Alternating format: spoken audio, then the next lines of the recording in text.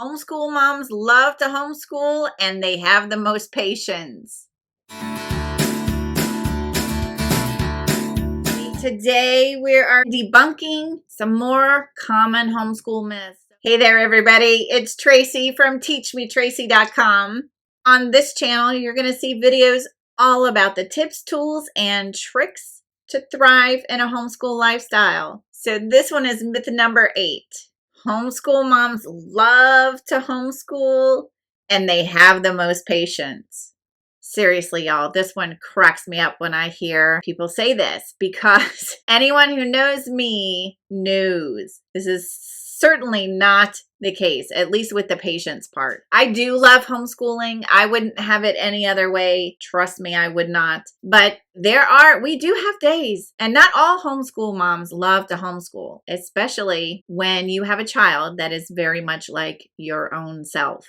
Right? We have a hard time living with our own selves sometimes. So if you have a child who is a lot like you, then it can be frustrating. You can find yourself butting heads quite a bit. And I do hear this from my homeschooling friends quite a bit. Man, she's so stubborn, or man, I just can't believe how much like me at that age he is. The good thing is, if it's not the day that you two are in sync, or you're having a bad day, or you're sick, or your child is having a bad day and your child is sick, guess what? You can do it all over again tomorrow. So there are days, I'm not going to lie, where I feel like calling my girlfriends and saying, you guys want to blow off homeschool today? Anybody want to meet at the park? Because I'm done today. We do have those days. Sure.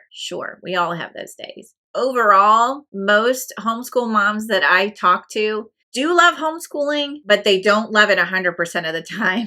Would we change anything that we're doing? Certainly not. But it's not, we love it all the time, 100%. There are days when I wake up and I think, oh no, it's only Wednesday. Seriously, we have 2 more days to go. So yeah, we all have those days. Sure, we do.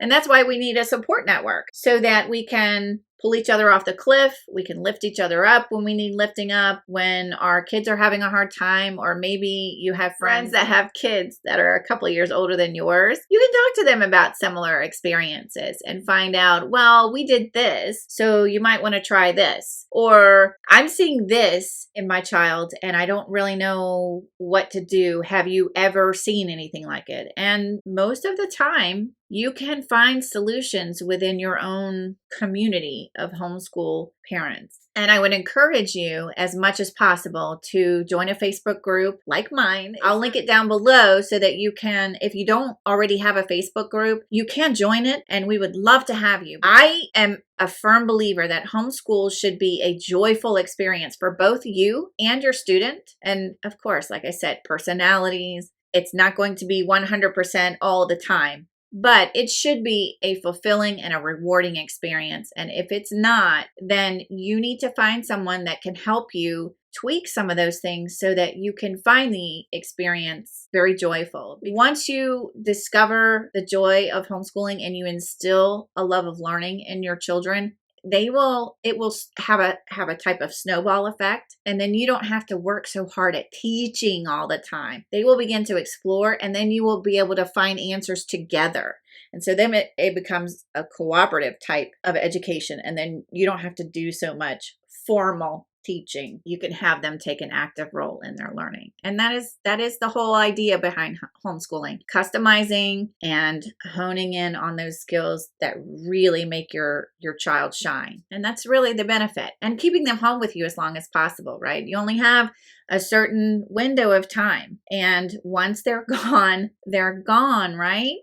And then you don't ever get that time back. So for us, we made the decision to homeschool for a number of reasons. And if you watch this channel for long enough, you know what those reasons are. But we chose to homeschool because I honestly don't know what I would do. I could not part with my child 8, 9 hours a day, 10 hours a day in some cases. I just couldn't do it. I'm not willing to sacrifice my time with him because you only get a certain amount of years. all of that being said, no, we do not have the most patience in the world. And no, we do not love it 100% of the time. But we find creative ways to make the experience joyful. And customizing the experience for you and for your child helps a tremendous amount with dealing with these personality conflicts and things that might arise. So talk to other people that you know. If you're struggling in your homeschool program, I'm always available. You can email me anytime. I'll be more than happy to listen. And oftentimes, that's all you need is someone to lend an ear. You can join my Facebook group. If you start to hang out with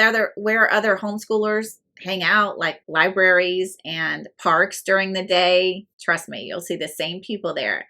And then you can form your own either homeschool group or mom's group or Facebook group, whatever you want to do from there, and start making some homeschool friends. It will make a big difference. You don't have to be on an island, and thanks to technology, you don't have to go it alone. That's it for myth number 8. Homeschool moms love to homeschool, and we have the most patience. I'll see you back here next week. Thanks for watching. Bye-bye.